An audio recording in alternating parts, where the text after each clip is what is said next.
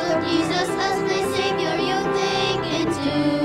I thought Jesus as my Savior, you take me to. Long way beyond the blue. The Lord, oh the Lord, oh do remember me. The Lord, oh do Lord, oh do remember me. The Lord, oh do Lord, oh do remember me. Long way beyond the blue. The Lord, oh do Lord, oh do remember me. The Lord, oh do Lord, oh do remember me. The Lord, oh do Lord, oh do remember me. Long way beyond the blue.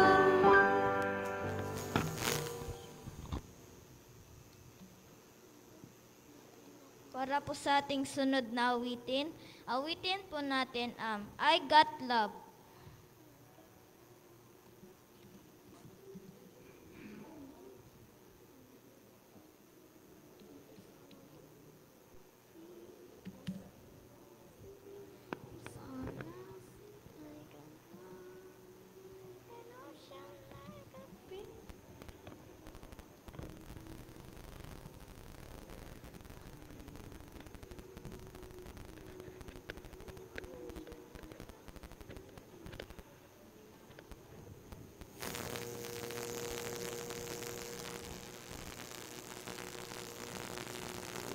Get started on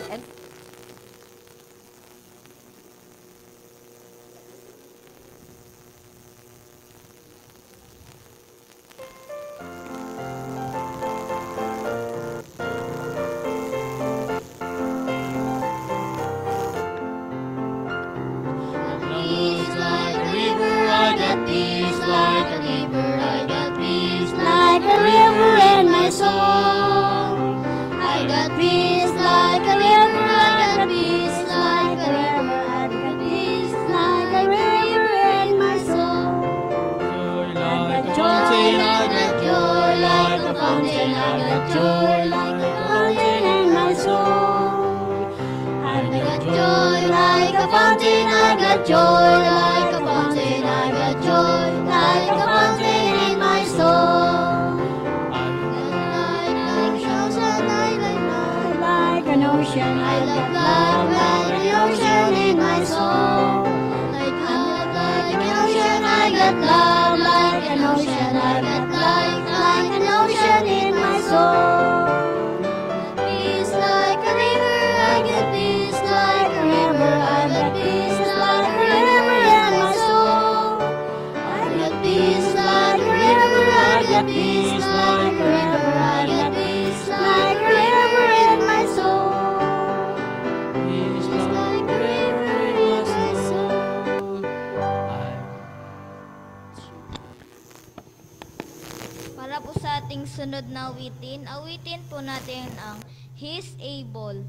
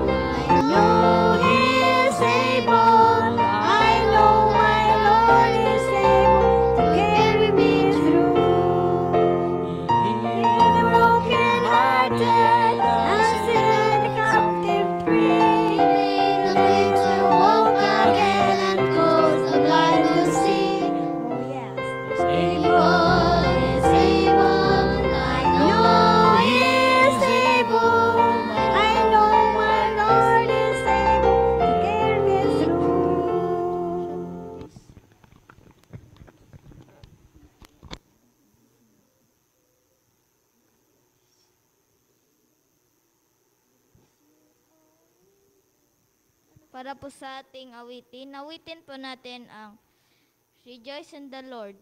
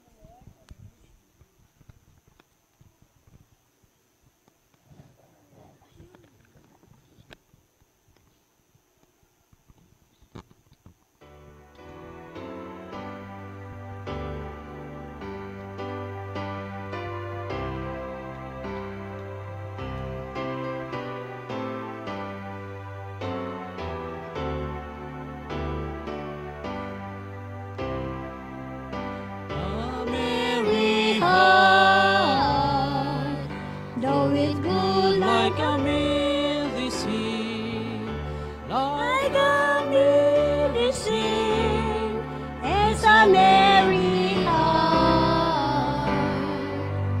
Broken spirit, in my bones, but a merry heart is the joy of the Lord. Masayang puso, lunas ng kalungkutan, ikaliligaya sa tuwi-tuwi na ang malungkutin pumapangit. Kung masaya ka, ikaw ay maganda. Para po sa ating team song, tayo po'y lahat at tumayo. Awitin po natin ang panahon ay malapit na.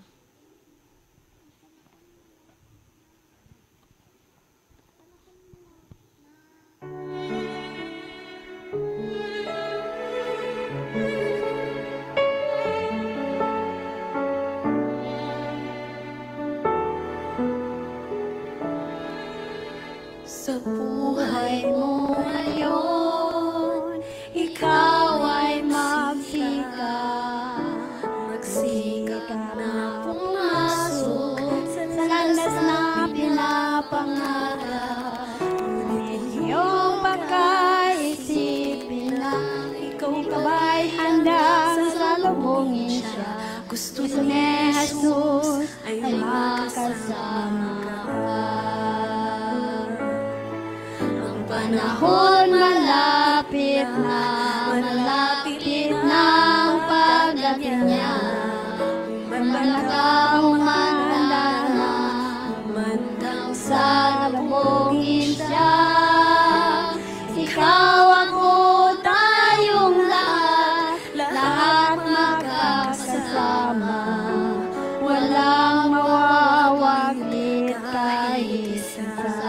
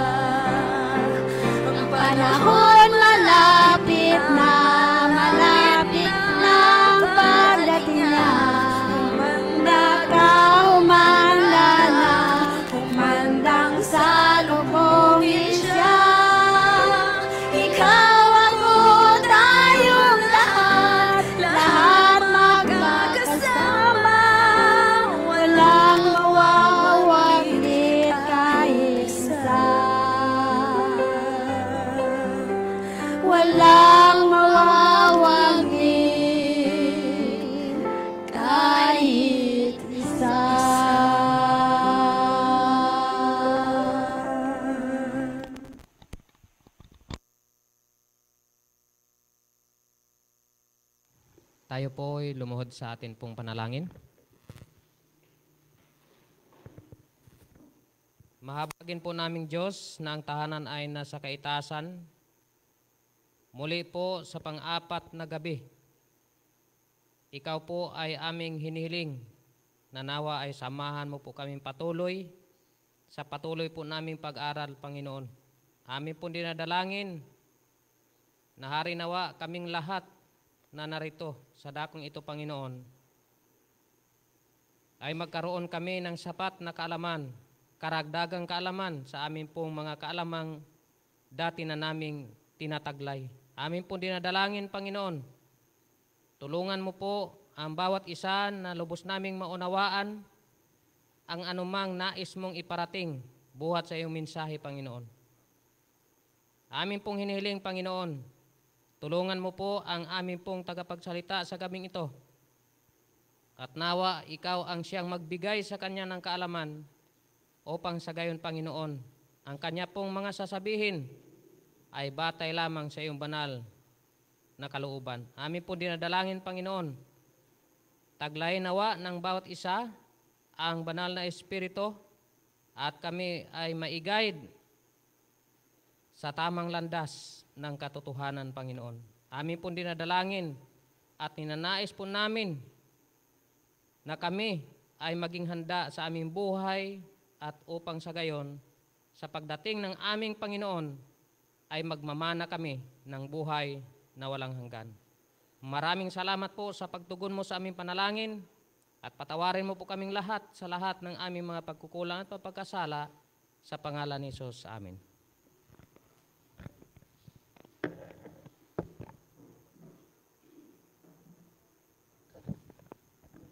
Happy midweek po sa lahat at isang magandang gabi sa bawat sa atin, ganun din po sa aming mga bisita na gabi-gabi ay patuloy na sumusuporta na nakikinig sa pabalita po ng ating mahal na Panginoon. Tayo po'y pinaglingkuran ng ating dalawang kabataan sa pagpaawit at sinundan po ito ng panalangin ni Brother George. Ito po ay, bago ating mapakinggan yung ating speaker ngayong gabi, meron din pong aawit na Sister Alaysa Mascardo po magbibigay ng mensahe ngayong gabi. Kaya mga minahal mga kapatid at kaibigan, nawa po, meron po tayong naiiwang dalawang gabi. So ito po ay ating tapusin para lalong mabless tayo, maraming tayong makuhang kaalaman sa ating pag-aaral sa gabi-gabi mga minamahal ng mga kaibigan. Nawa po ang pag-iibig at ang patuloy pong pagpapala ng Panginoon ang ating maranasan sa gabing ito. Ang katahimikan, ang mangunas bawat sa atin na hanggang sa nag-aaral tayo, ating maunawaan yung mensahe na ipapaabot ngayong gabi sa bawat sa atin. Magandang gabi po sa ating lahat.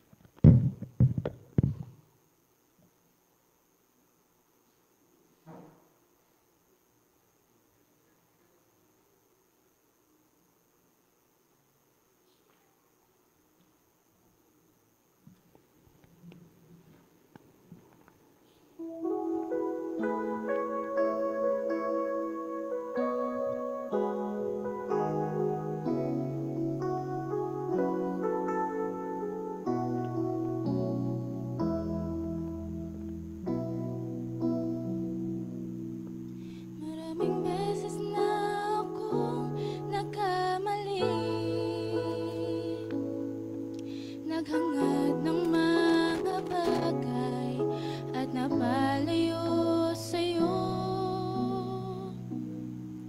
Ngunit pag-ibig mo sa'kin nananatili, di ka man lang nagsasawa at di nagbabago. Binuksan muli ang puso at aking nakita ang pag-ibig mo'y napakahiwaga.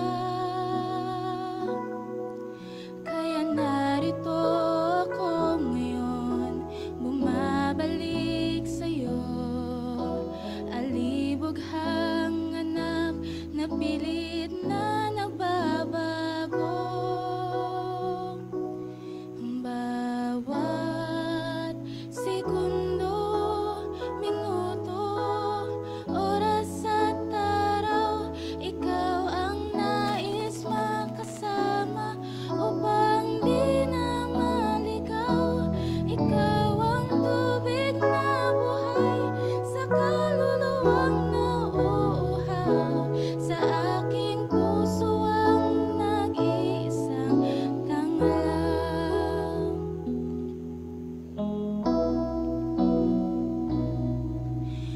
buhay ko'y kasing dilim na ng gabi. Ito'y paliliwanagin ng kabutihan mo. At kahit bago pa maisip ang magsisi, kasalanan ko'y nilimot mo ng sarili mong dugo. Minuksan muli ang puso at aking nakita ang pag-ibig mo'y napakahiwaga. Kaya narito ako ngayon, bumabalik sa'yo, alibughang anak na pilit na nagbabago. Bawat segundo, minuto, oras at araw, ikaw ang nais makasama upang di na maligaw.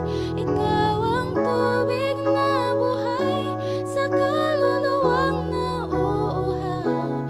Sa aking puso ang nag-iisang tanglaw. Bawat segundo, minuto, oras at araw, ikaw ang nais makasama upang di na maligaw. Ikaw ang tubig na buhay sa kaluluwang nauuhaw. Sa aking puso ang nag-iisang tanglaw. Sa aking puso ang nag-iisang tanglaw.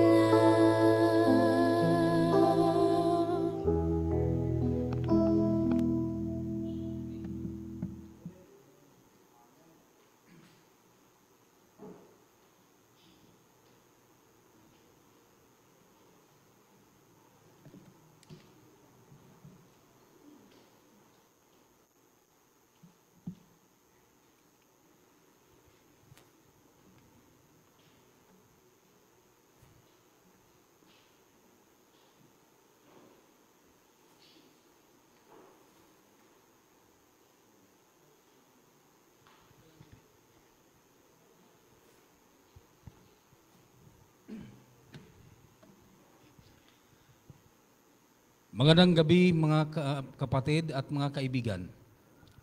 Maraming salamat sa Diyos na tayo ay narito ngayon at patuloy nakikinig sa salita ng Panginoon. Ang Diyos mismo ay nagpaanyaya sa atin upang patuloy natin siyang pakinggan. Maraming salamat sa mensahe sa awit sa ating kabataan upang mipaliwanag ang kagandahang loob sa bawat segundo ng ating buhay. Ang Diyos mismo, nagbibigay siya ng panahon upang ating pag-isipan ang pinakamahalagang buhay, pinakamahalagang oras na lagi nating maalala na mayroong Diyos na buhay na ating sinampalatayanan. Ang Diyos ay laging nakatuon at nakatingin sa atin sa bawat minuto ng ating buhay, mga kapatid at mga kaibigan. Ang Diyos mismo ay nagpakita sa kaniyang pag-ibig doon sa krus. Doon sa lahat ng mga panahon ay lagi niyang hinihiling sa atin na tayo ay makaalala sa lahat ng mga panahon na siya ay nagbibigay pa ng panahon ngayon nga panahon, mga kapatid. Noong mga nakalipas na gabi ay pang-apat na tayo ngayong nga gabi upang tayo patuloy na nagbulay-bulay sa salita ng Panginoon. Isa sa mga ating napag-aralan ang patungkol sa paglikha ng sanlibutan. At ang pangalawa, yung kapahingaan ng Diyos na wala tayong ibang bigyang pansin na ang Diyos mismo nagbibigay sa atin ng pagmamahal sa pamagitan ng mga araw upang nilikha niya ang sanlibutan at naglaan siya ng isang araw upang tayo ay mayroong kapahingaan. Ang Diyos mismo nagpahinga. Ganon din tayo. Ang Diyos nagpakita sa pagpahinga at kahalagahan. At sinabi niya, ang araw na ito, ang ikapitong araw, yan po ang magiging pinagpala niya. Pinagpala at minamahal at pinahalagahan at nagiging banal, mga kapatid. Ibig sabihin, kung tayo ay nanatili sa pagsunod sa kanyang sinasabi patungkol sa araw na Sabat, ang Diyos mismo nagsabi at nangako na maging banal din tayo. At ang kanyang pangako, doon sa karya ng langit, tayo'y inanyayahan sa ating pagtitiis sa sanlibutan ito. Mirong Diyos na nagbigay sa atin ng kapahingaan. Itong Diyos na nagbigay ng pag-asa upang tayo ay magkaroon ng buhay na walang hanggan. At ang ibang nating topic nga ating napag-aralan sa mga nakalipas na mga gabi, nais kong ipaalala sa atin, mga kapatid, na ang paghahanda sa ating buhay, hindi natin alam ang bukas. Hindi natin alam kung ano ang mangyayari bukas. Kaya ang sabi ng Diyos sa panyaya, ngayon po ay dapat na natin ihanda ang ating sarili. Pagdating sa panahon na kung tayo ay bawian man sa ating buhay at maklose na ang kaligtasan na inaalok ng Panginoon, ay wala na tayong panahon pa sa paglapit at pakikinig ng salita ng Panginoon. Kaya ngayon po ay ating ihanda ng ating sarili. Marami pong nanamatay na walang hustisya. Maraming namamatay na wala pong kasiguruhan sa buhay. Kaya ngayon nga panahon, habang mayroon pang pagkakataon na tayo ay makikinig sa salita ng Panginoon at ating isa kabuhayan, ngayon na po ay ating patuloy pakinggan ang salita ng Diyos. Hindi lingid sa ating kalaman, mga kapatid, na ang Diyos laging nagpaanyaya sa atin sa lahat ng mga panahon.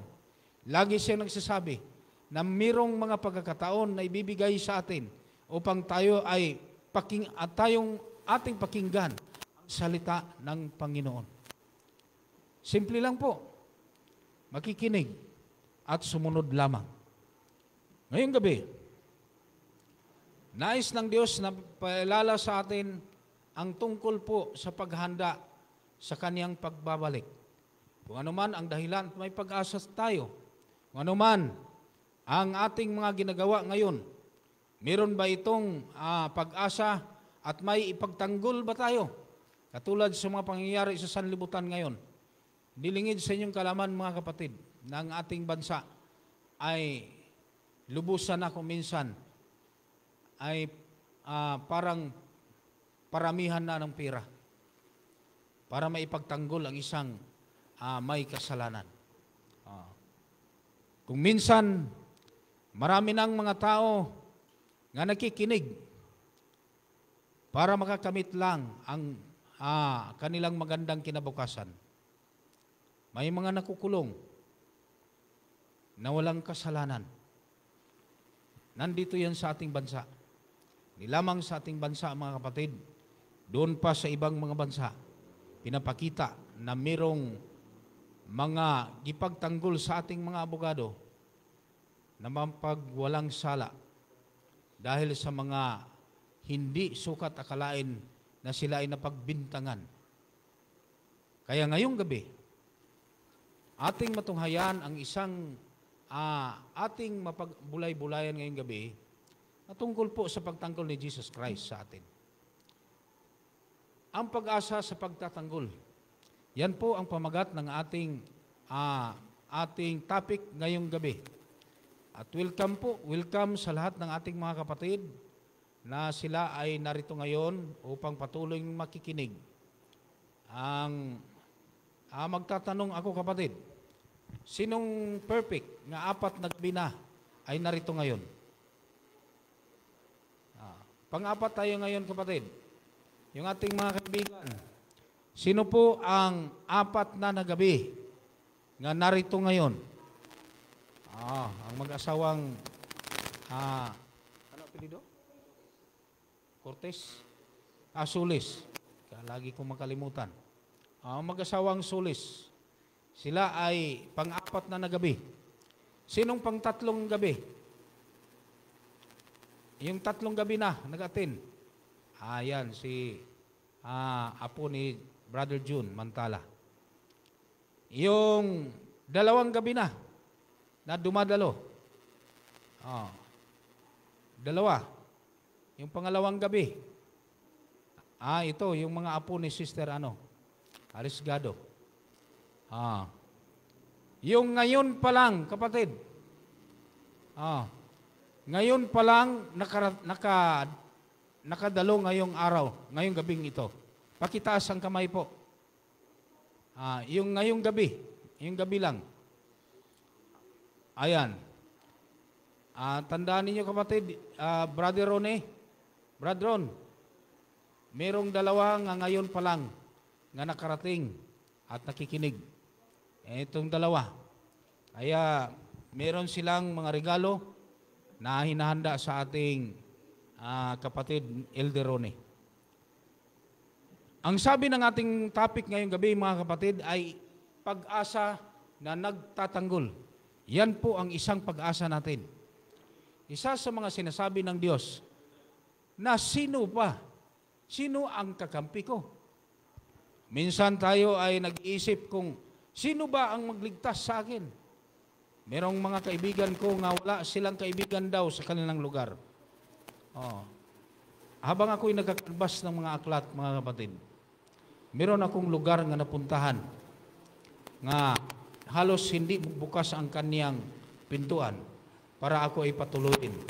Ang sabi ko, ikaw po ba, brother, ay matagal na dito sa lugar na ito? Kasi ang bahay mo ay napakaganda, sabi ko. Mga ilang taon ka na dito? Sabi niya, ako, nasa mga 30 years na ako dito. Sa kaniyang mga kapitbahay, kapatid, ang literature evangelist, ang kaming mga kulpultor, meron kaming advance information nga patungkol po sa bahay nga susunod naming akyatin at puntahan. Nagtatanong ako kung sinong pangalan ng bahay na yan. At ang sagot ng aking tinatanong, hindi talaga namin nakilala yan. Lalabas lang yan, papunta sa laot, uuwi sa kaniyang bahay, at kahit sa pangalan niya ay hindi nakilala. Ingko, matindi, no? Kaya nung time na yun na siya ay nagbukas sa kaniyang pintuan, ang sabi niya, more than 30 years na ako rito. Kasama ng aking may bahay, hindi kami nakapagkaibigan dito sa lugar na ito. Kaya sabi ko, malungkot nung ganon. Walang kaibigan, nandoon lang sila sa kanilang tahanan. Kaya ang sabi ng Diyos, pag may mga sakuna, pag may mga pangyayari sa loob ng tahanan, ngayon nga panahon, wala nang ibang magiging kaibigan natin, kundi ang Diyos lamang. Si Jesus ang ating tagapagtanggol. Langit na nagtanggol at nanamagitan para sa atin. Ngayon nga panahon, kapatid, ang Diyos po ang ating lalapitan sa lahat ng mga panahon. May kaibigan ka man wala, merong Diyos, merong Jesus Christ nga nagbigay sa kaniyang sarili upang tayo ay mayroong pag-asa. Kahit tayo ay nahusgahan ng iba, nang hindi, at ang sabi pa ng iba, naalala ko nung ako ay bata pa. Nung ako ay bata pa, doon kami sa isang bahay na dalawang palapag. Nag-akyat kami kasama ang aking mga kaibigan, nasa mga 7 years old ako nung time na yon. Nagtakbo-takbuhan kami sa building. Ganon. Yung aking, kasi ako ang taya, nagdadala ako ng mga, yung ting-ting, walis ting-ting na iganon sa kanila kasi malayo sila, hindi ko maabot. Iganon ko lang. Nagkakataon nga nadulas ang isang bata, yung aking kaibigan.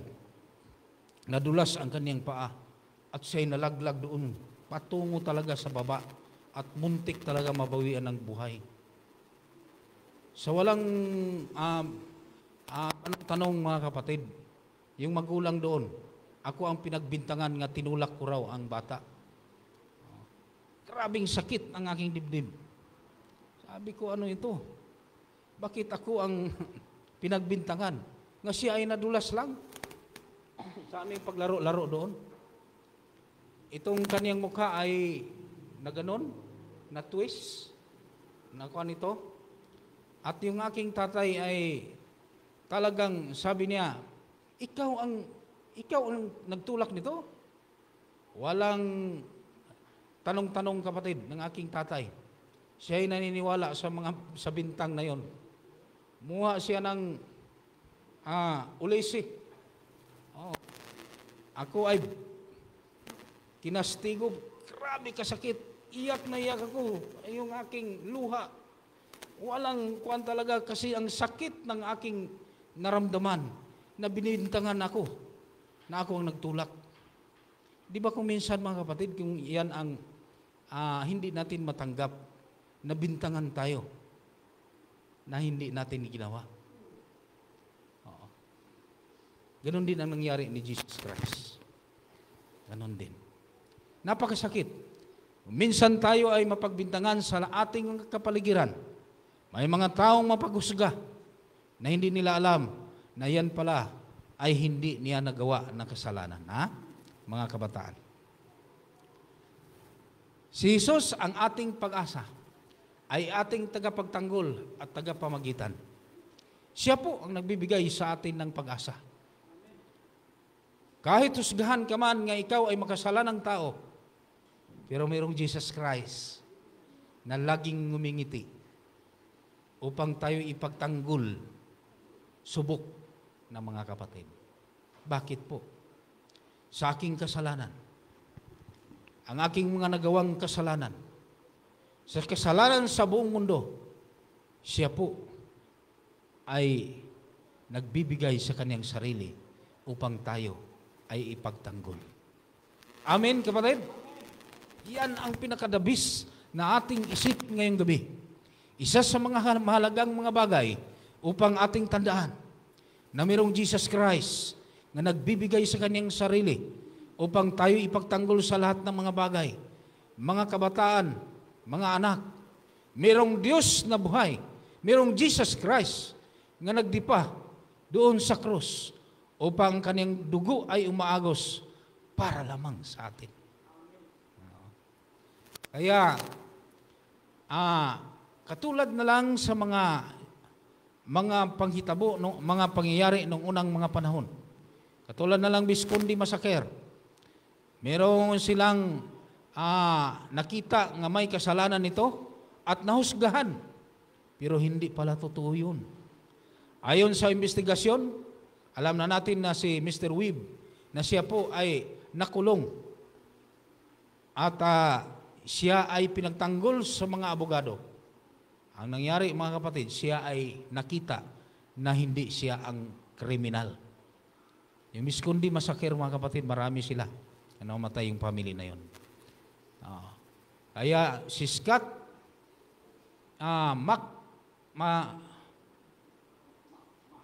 McMahon, siya po ang tagapagtanggol sa isang may sala na siya ay pinarusahan na hindi niya ginawa. Ayon sa mga investigasyon, ang kanyang travel nung time na yon ay nandoon siya sa Amerika.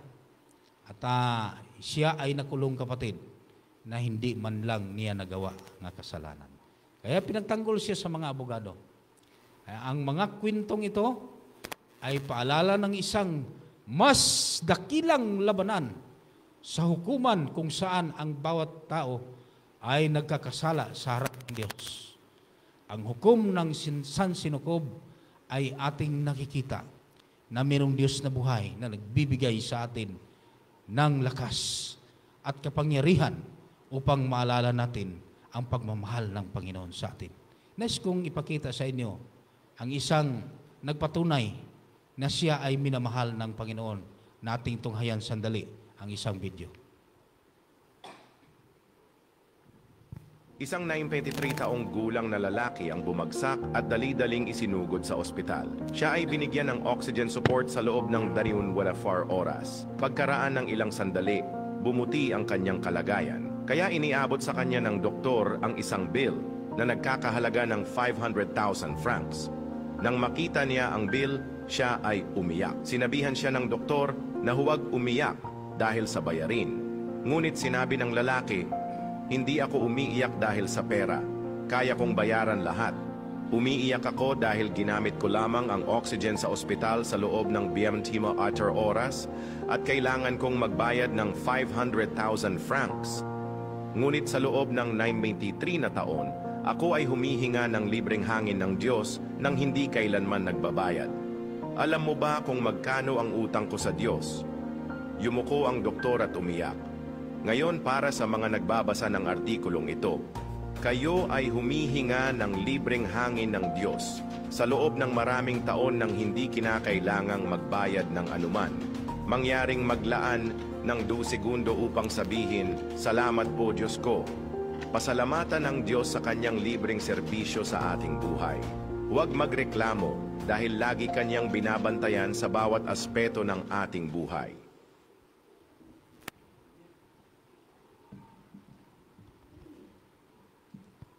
Ang bawat hininga natin mga kapatid, wala itong bayad. Naalala ko yung aking tatay, na siya ay na-oxygen. Pinapabayad kami ng 25,000. Ilang minuto lang yun. Ako rin na na-oxygen. Ang nabayaran ko sa ospital, kasama na po ang hangin nga in-oxygen ako na operahan, ay pinabayad ako ng 187,000. Ganun po. Pero mula sa tayo ay naisilang. Ang ating mga hininga. Meron tayo ayon sa statistic, meron tayong 199 kagalong hangin bawat segundo na ating hinihingos bawat segundo. Kung ating bilangin kapatid, kahit buong buhay natin hindi tayo makabayad sa Diyos. Pero ang Kanyang sinasabi, tinubos niya tayo dahil sa Kanyang dugo. Merong Diyos nagbibigay sa Kanyang sarili. Nagbigay sa atin ng buhay. Isa lang ang Kanyang hinihiling, na tayo ay magsisi sa lahat ng ating mga nagawa.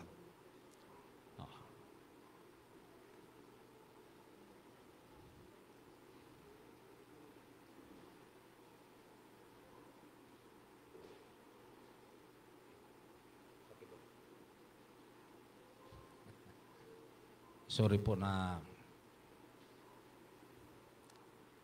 Ang sabi ng Roma 3, versikulo 23, mga kapatid, sapagkat ang lahat ay nagkakasala at walang sinumang nakaabot sa kaluwalhatian ng Diyos. Tayong lahat nagkakasala.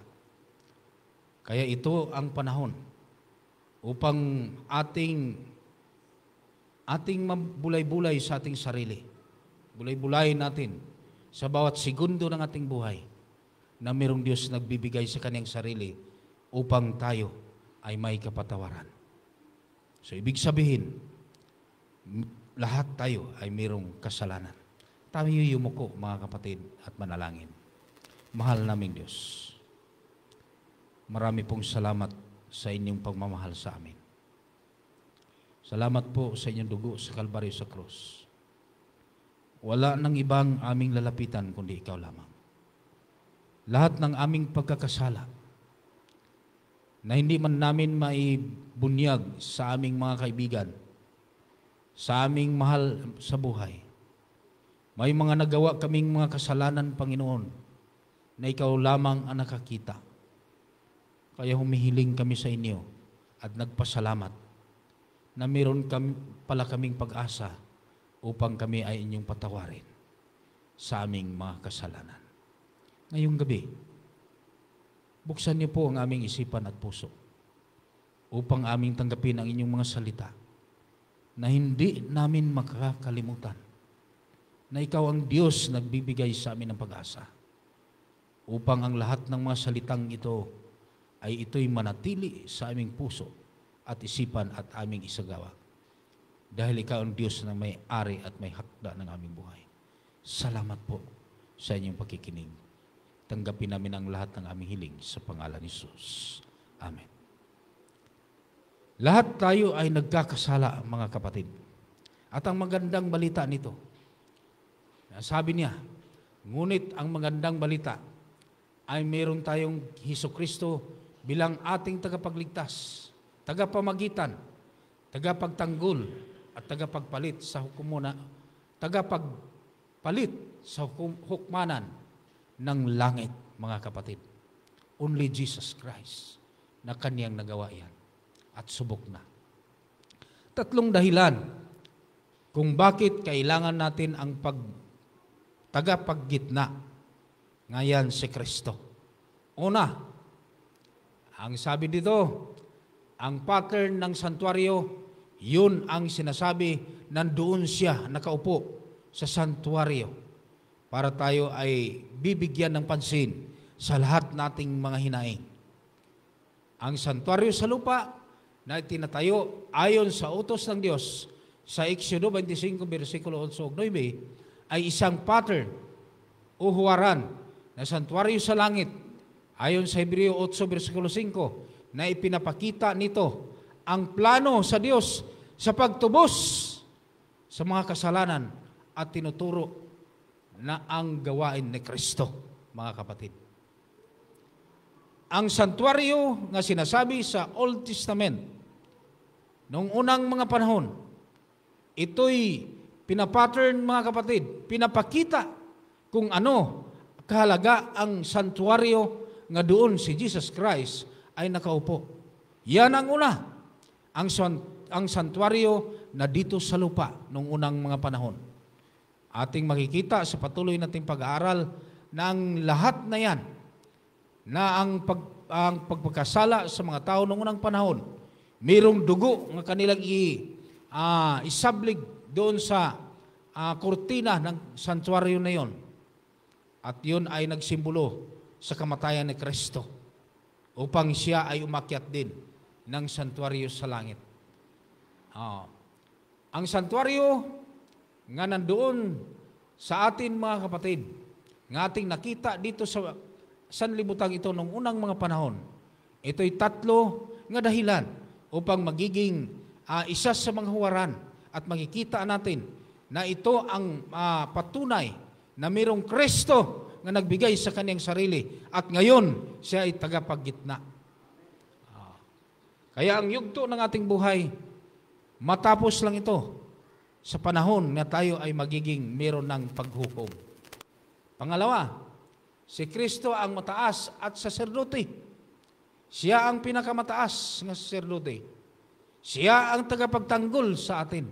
Si Kristo bilang ating mataas na saserdote, ang katuparan sa nahuwarang ito.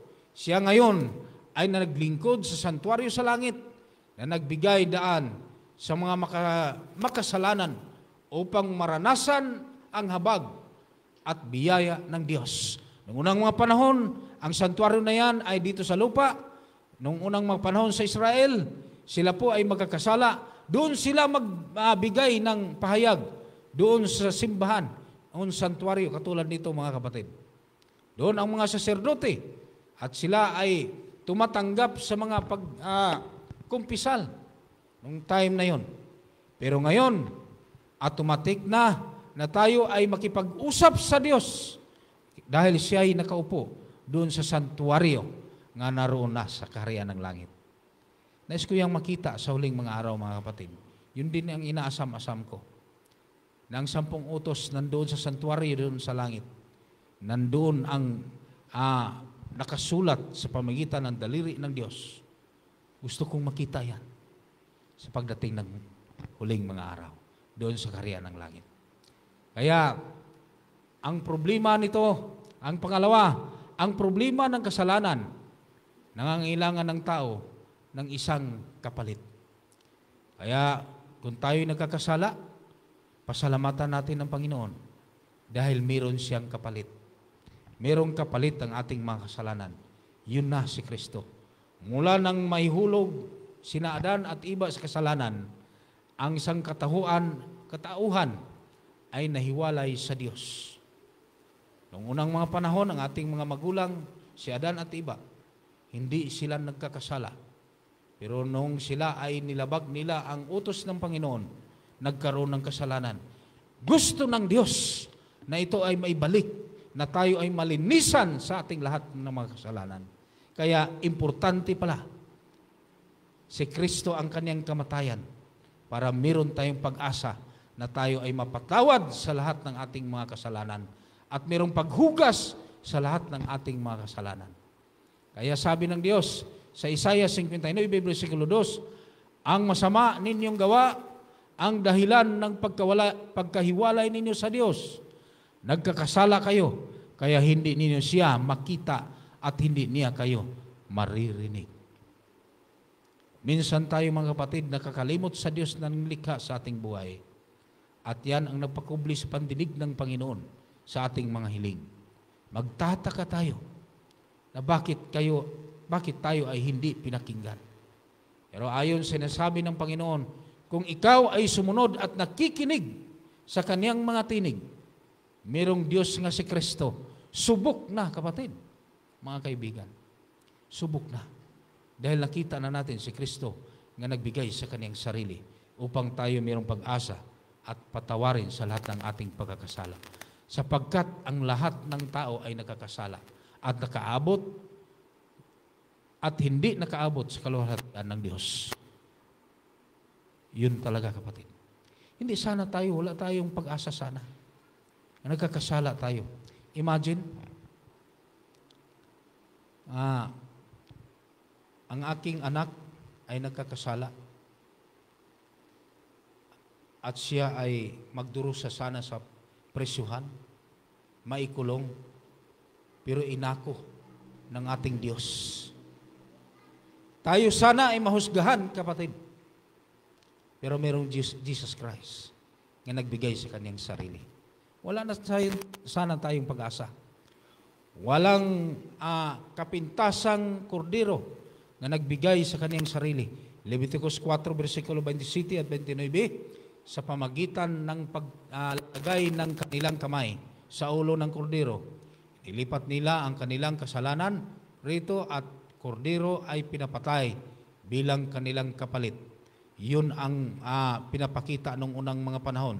Sa santuario, magkatay ng kordero, karnero, at ibigay ang dugo doon sa santuario at isabi nila ang kanilang mga kasalanan. Pag ikaw ay magkakasala nung unang mga panahon, yun lang ang gagawin. Mas mahirap noon mga kapatid, kung magkakasala ka. Bakit? Kasi kailangan mo pang maghanap ng karnero at ito'y ating isabya doon sa kortina ng santuario. At doon din makikita na may kapatawaran ng ating mga kasalanan. Ngayon po, hindi na mahirap, kapatid. Ano lang? At ang sabi ng Diyos, ang karnero na represent kay Jesus Christ, yun na, inaako na niya lahat. Naalala ko yung aking kapitbahay nagkatay ng karnero. Hindi ko talaga narinig ang tinig ng karnero. Alam niyo mga kapatid, tinitingnan ko yung karnero, nakaawa-awa talaga. Nagtulo lang ang luha. Kaya simula noon, sabi ko, hindi talaga ako kakain ng karnero. Lamb. Nagkatay, meron kaming meeting noon sa panahon na kami ay, ako ay isa pa sa mga leader ng mga misyonary. Nag-meeting kami sa hotel at ang sabi ng manager ng hotel, sabi niya, sir, ang aming pinaka-the best dito nga pagkain, itong karnero. Ko, talaga, the best talaga. Wala nang iba. Ay yung gusto ng aking mga kasamahan. Sige, lamb pala, masarap yan. Paborito ko yan. Pero sabi ko, pwede bang bigyan mo na lang kami ng, tatlo kami hindi kumain ng karnero? Sabi ko, ito na lang ang kuha natin. Ang aming order, isda. Pero yung karnero, mga kapatid, talagang hindi ko makalimutan noong sa Davao City pa kami.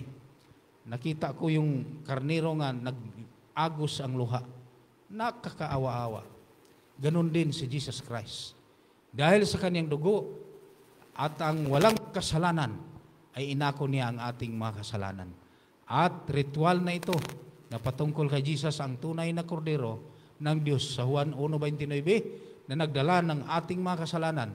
Sinasabi ng Isaias 53 versikulo 5 hanggang 6. Siya po ang nagharap sa ating mga kasalanan. Siya po ang nagpasaan sa krus. Umagos ang kaniyang mga dugo dahil sa kasalanan.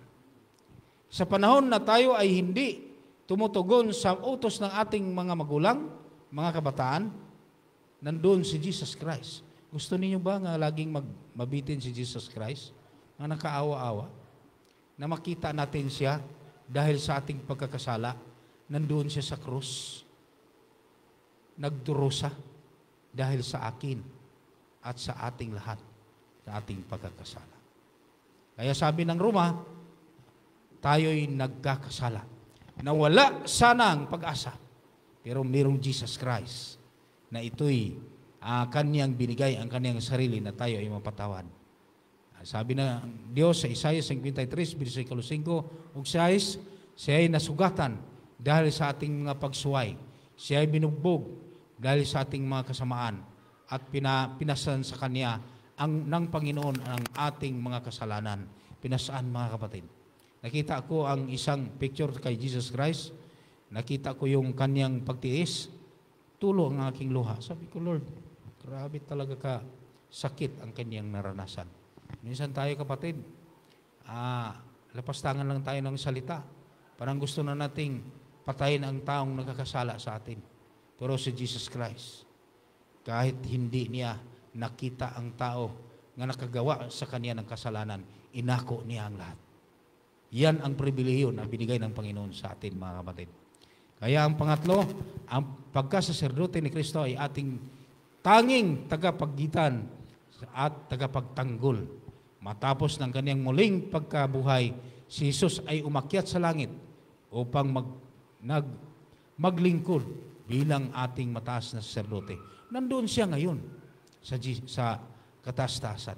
Alam niyo ba, mga kapatid, mga kaibigan, pag-asa ito na ito'y makita natin na tagapagtanggol sa lahat ng ating mga kasalanan. Kaya ngayon ang panahon pa upang iwanan ang lahat ng pagkakasala, baguhin ang ating buhay upang mayroong Jesus Christ na nagbibigay sa kanyang sarili upang tayo ipagtanggol at may kapatawaran ng ating mga sala. Kung tayo nagkakasala, mga kapatid, at ito'y hugasan sa kanyang dugo upang tayo mabago sa ating buhay na meron tayong pag-asa sa kaligtasan na inaalok ng Panginoon. Kaya nga, ayon sa Hebreos 4, versikulo 14 o 16, kaya nga, mapagtatag tayo sa ating panampalataya dahil mayroon tayong dakilang pinakapunong pare na pumapasok sa kalangitan. Doon mismo sa harap ng Diyos, siya ay walang iba kundi si Jesus, na anak ng Diyos, ang ating pinakapunong pare. Ito ay nakakaunawa sa ating mga kahinaan sapagkat tulad natin, siya ay nakaranas din, mga kapatid. Tinukso siya sa lahat ng paraan. Subalit,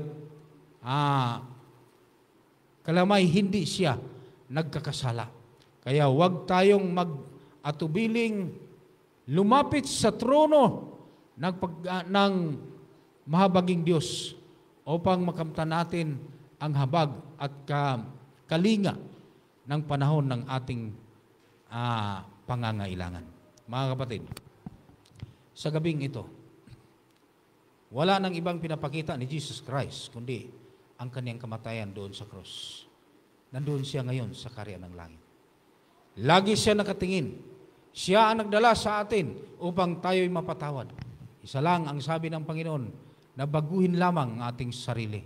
Ang sabi ng Diyos, upang tayo ay magiging katulad sa mga nakasulat sa Biblia nga pinagtanggol ng Dios at pinatawad. Tulad ni David, tulad sa mga nagkakasala noong unang mga panahon, siya po ay pinatawad dahil sinasabi niya ang kanilang mga kasalanan. Doon mga kapatid, ang lahat ng nagkakasala sa sanlibutan ito, merong paglilitis, merong abogado. Pero doon sa karya ng langit, tandaan natin, isa lang ang sabi ng Panginoon, iwanan natin ang pagkakasala. Lalapit tayo kay Jesus Christ. Ibig sabihin mga kapatid, kung tayo man ay nanampalataya nga nalapastang natin ang kautusan ng Panginoon, mayroong Jesus Christ. Sa dugo niya ay hugasan tayo. Yan ang pinakadabis mga kapatid. Kaya tinuturo ng santuario na may pattern ng Diyos para sa ating kaligtasan. Ang kasalanan ay isang problema na nangailangan ng kapalit. Yan si Kristo. Ang pagkasaserdote ni Kristo, ang ating laging pag-asa. Pag-asa natin, kapatid. Nagkakasala ka man. Kung ano man ang ng ating mga kasalanan, merong Jesus Christ. Merong santuario nga doon siya kayon nakaupo sa langit. Napakasimple lang ang ating gagawin. Atin lang isabi doon sa Kanya directly. Dahil kay Jesus, maaari tayong mapatawad, mapawalang sala, at maging malinis.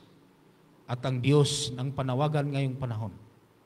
Ngayon nga panahon ay siya po ay nagbibigay sa Kanyang sarili upang ating tanggapin ang Kanyang alok. Tayo, inanyahan ng Panginoon. Gusto ng Diyos na maging maayos at lumakas ang ating pagsunod sa Kanya. Alalahanin natin mga kapatid. Kasi Jesus Christ ay umagos ang Kanyang dugo para sa atin. Gusto niya na tayo ay mabago ang ating buhay. Iwanan ang ating pagkakasala. Iwanan ang ating mga nagawa upang tayo ay maging patuloy na manampalataya, sumunod, at mayroong Jesus Christ na nagbibigay sa atin. Ngayon nga panahon mga kapatid, mayroong pag-asa kay Jesus Christ. Siya ay nagbigay sa atin ng hangin. Siya ay nagbigay sa atin ng ating mga hininga. Siya ay manglikha sa ating buhay. Gusto ng Diyos na ngayon pa lang ay ating ibigay ang ating sarili upang iwanan ang ating mga problema sa buhay. Kung mayroon ka mang problema at suliranin sa pagkakasala, mga kapatid, ito man ay tinatago mo sa matagal ng panahon. Ngayon nga panahon, ating ibigay sa Diyos ang lahat. Mayroong Diyos nga nakangiti upang tayo ay patawarin sa lahat ng ating mga kasalanan. Alalahanin natin na ang dugo niya sa Kalbaryo sa krus nagbibigay ng pag-asa sa atin. Nagbibigay ng panahon upang tayo ay mapatawad sa lahat ng ating mga kasalanan. At kung maaari, mga kapatid, ngayong gabi, sa pamagitan ng ating pagtanggap kay Jesus Christ, na ating tanggapin siya na tagapagligtas, tagapagtanggol sa ating mga suliranin. Si Jesus Christ, doon tayo ang kalunasan, kalakasan, at kaligtasan ang Kanyang laging inaano. Iniyahan ko kayo mga kapatid na kung ating lubos tanggapin si Jesus Christ na tagapagtanggol at tagapagligtas, na tanggapin natin siya ngayong gabi sa pamagitan ng ating pagtayo. Lahat tayo ay ninyahan ng Panginoon upang tayo ay maging mabago sa ating sarili. Only Jesus Christ.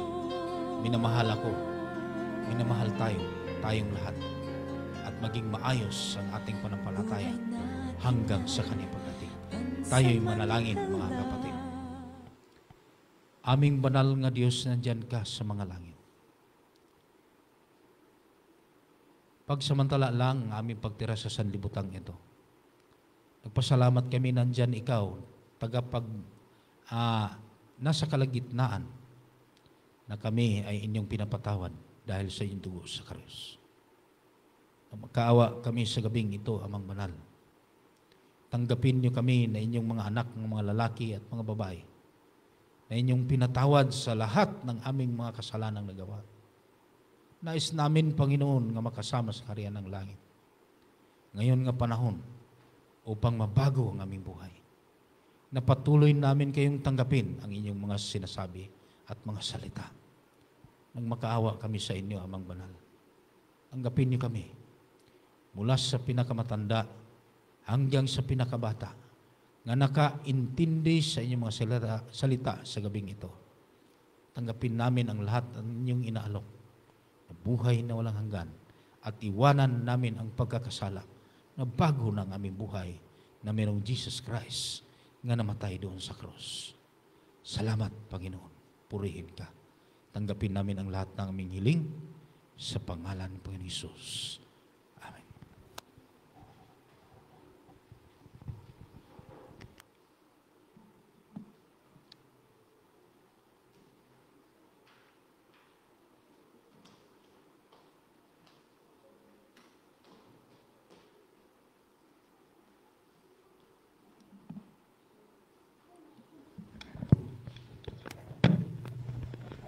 Para po sa ating pagtatapos, tayo po'y lahat ay tumayo at awitin po natin ang team song, Ang Panahon ay Malapit Na.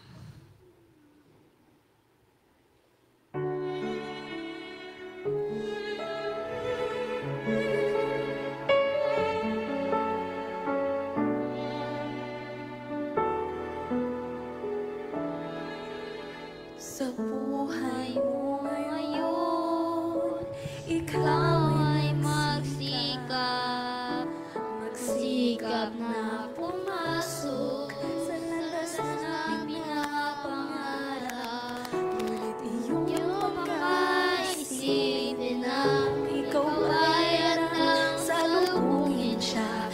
Gusto ni Jesus ay makasama ka. Ang panahon malapit na ang pagdating niya. Humanda ka, humanda na, humandang salubungin siya. Ikaw, ako, tayong lahat magkakasama. Walang wawaglit kahit isa.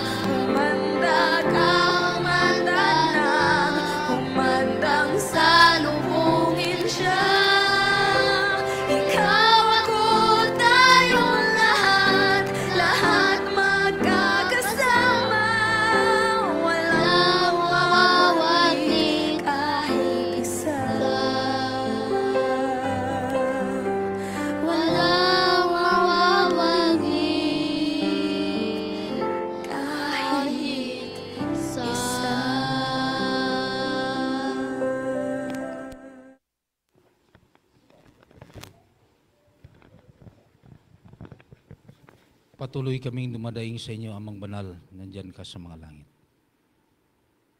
Nakita namin ang inyong pagtitiis doon sa krus. Sa aming mga pagkakasala. Hindi namin masabi sa aming mga mahal sa buhay ng mga naitago na mga kasalanan. Pero inyo nakita po ang aming marumi at makasalanang mga ginagawa. Nais namin, O Diyos, na kami inyong ipagtanggol sa kasalanang ito upang kami ay may pag-asa sa kaligtasan. Na aming isakabuhayan ang aming naririnig na inyong mga salita sa gabing ito. Makaawa kami sa inyo, Amang Banal. Inyo pong igawad sa amin ang kapatawaran upang kami malinisan sa pamagitan ng inyong dugo sa Kalbaryo sa krus. Palayan ng aming mga kaibigan, mga kapatid, na patuloy kaming magsaliksik sa inyong banal na mga salita. Bukas ay hindi namin makakalimutan na patuloy kaming makikinig sa inyo upang aming sundin ang lahat ng inyong mga sinasabi habang may pagkakataon pa. Salamat po sa pagmamahal niyo sa amin. Salamat sa inyong pagdinig sa aming mga daing. Salamat sa inyong dugo sa Kalbaryo sa krus na kami ay inyong hinugasan sa pangalan ng Panginoon Hesus. Amen.